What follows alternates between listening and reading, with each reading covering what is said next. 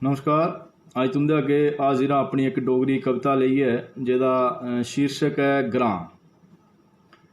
जिसलै दिक्खना अऊं ग्रां सोचना उत्थें घर बना। जिसलै दिक्खना अऊं ग्रां सोचना उत्थें घर बना। बाड़ी सगाड़ी सैले बूटे नाले खड्डां दिखदा जां। जिसलै दिक्खना अऊं ग्रां जीन ग्रां दा लगदा प्यारा। जीन ग्रां दा लगदा प्यारा। हर थां कुदरत दिंदी सहारा। चौनी पासैं अजब नज़ारे खुले बाहर ते बड्डे पसारे।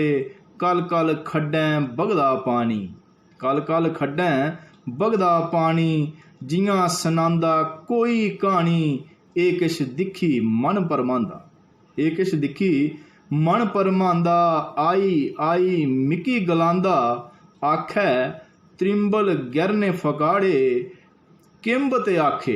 आखै त्रिंबल गैरने फकाड़े किंब ते आखे खाने गी जां। जिसलै दिक्खना अऊं ग्रां सोचना उत्थें घर बना।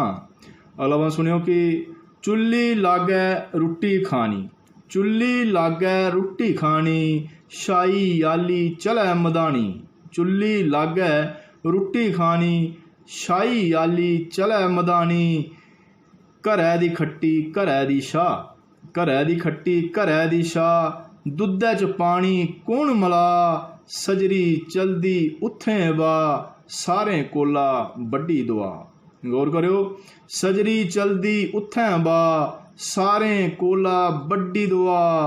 बाई नाड़ू खूह दा पानी ताजी सब्जी त्रोड़ी खानी। सोचां गुंगलू कड़म ते मूली मक्कां कणक ते रूहनी लां। जिसलै दिक्खना अऊं ग्रां सोचना उत्थें घर बना।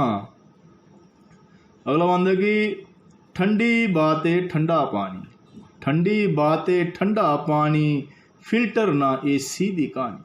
ठंडी बाते ठंडा पानी फिल्टर ना एसी दी कहानी। रौला रप्पा ना शोर शराबा नहीं पॉल्यूशन आला छाबा। रौला रप्पा ना शोर शराबा नहीं पॉल्यूशन आला छाबा। सैले दबड़ू सैलियां धारां रौंसलियां हर बेल्लै बारां। पैंछी बोलन भांत समाते।